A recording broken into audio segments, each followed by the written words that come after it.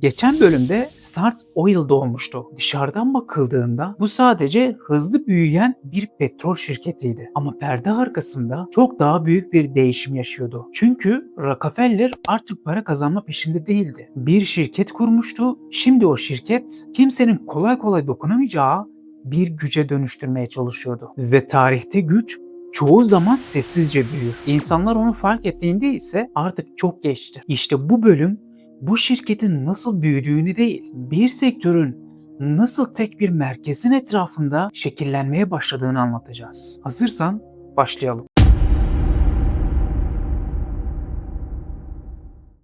Rockefeller'ın herkesten farklı düşündüğü bir nokta vardı. Çoğu yatırımcı yeni petrol kuyuları arıyordu. O ise petrol kuyusundan çıkan bir varilin yolculuğunu izliyordu. Kuyudan çıktıktan sonra ne oluyordu? Nasıl taşınıyordu? Kaça taşınıyordu? Kim kazanıyordu? Bu soruların cevabı onu bambaşka bir gerçeğe götürdü. 19. yüzyıl Amerika'sında petrolün değeri kadar. Onu taşıyabilmek de değerliydi. Çünkü petrol satılmadan önce yüzlerce kilometre yol gitmek zorundaydı ve bunu sağlayan tek ağ demir yollarıydı. Rockefeller şunu fark etti. Eğer taşıma maliyetini rakiplerinden daha aşağı çekebilirse, aynı petrolü daha ucuza satabilir, daha fazla kazanabilir ve rakiplerini fiyatla sıkıştırabilirdi. İşte oyunun yönü tam burada değişmeye başladı.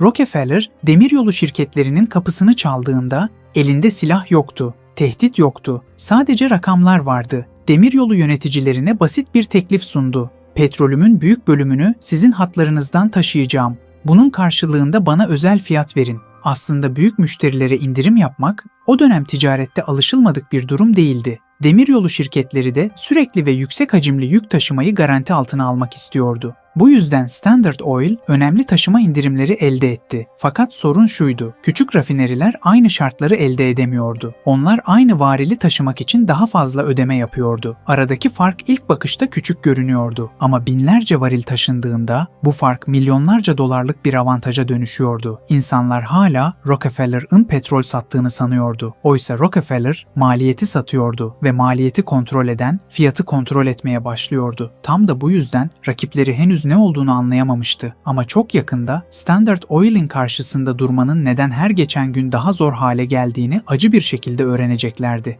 1872 yılı petrol sektörü zor günlerden geçiyordu. Fiyatlar düşüyor. Kar marjları eriyor. Birçok rafineri ayakta kalabilmek için mücadele ediyordu. Tam da böyle bir dönemde Rockefeller harekete geçti. Fakat ilginç olan şuydu. Kapıları kırarak içeri girmedi. Kapıları çaldı, rafineri sahiplerinin karşısına oturdu. Defterlerini inceledi. Sonra sakin bir şekilde konuştu. Bana katıl. Şirketini Standard Oil'e sat. Ya birlikte büyüyeceğiz ya da tek başına bu fırtınaya karşı duracaksın. Bazıları bu teklifi kabul etti. Çünkü piyasadaki belirsizlik içinde Standard Oil'in sunduğu güven daha cazip görünüyordu. Bazıları ise reddetti. Şirketlerini bağımsız tutmak istediler. Ama piyasa her geçen ay daha da sertleşiyordu ve Rockefeller bunun henüz başlangıç olduğunu biliyordu.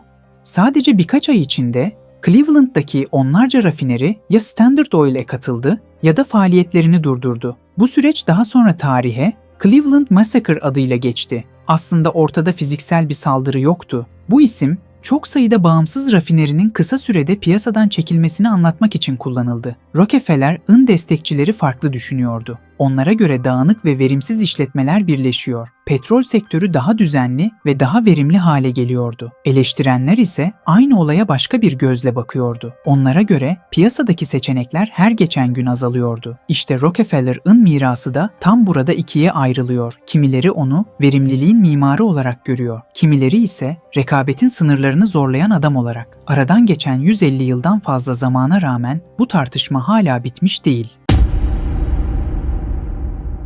Start Oil artık yalnızca büyüyen bir şirket değildi. Her yeni anlaşma, her satın alma, her geçen gün Rockefeller'in etkisini daha da arttırıyordu. Artık rakipleri onunla rekabet etmiyordu. Ona göre hareket ediyordu. Ve işte tam bu noktada Rockefeller'in hayatında en büyük değişim başladı. Çünkü bir süre sonra para kazanmak için çalışmayı bıraktı. Kendi adına çalışmasını sağladı. İşte o andan itibaren Rockefeller artık başarılı bir iş insanı olmaktan çıktı. Dünyanın gördüğü en büyük kişisel servetlerden birinin sahibi olmaya doğru yürümeye başladı. Ama ilginç olan onun en büyük problemi artık rakipleri değildi. Çünkü zirveye çıktığında insan aşağı değil, yukarıya bakmaya başlar ve Rockefeller'in önünde tek bir hedef kalmıştı. Daha fazla şirket değil, daha önce hiçbir insanın ulaşamadığı bir servet. Peki bir insanın gerçekten ne kadar zengin olabileceğinin bir sınırı var mıdır? İşte bunu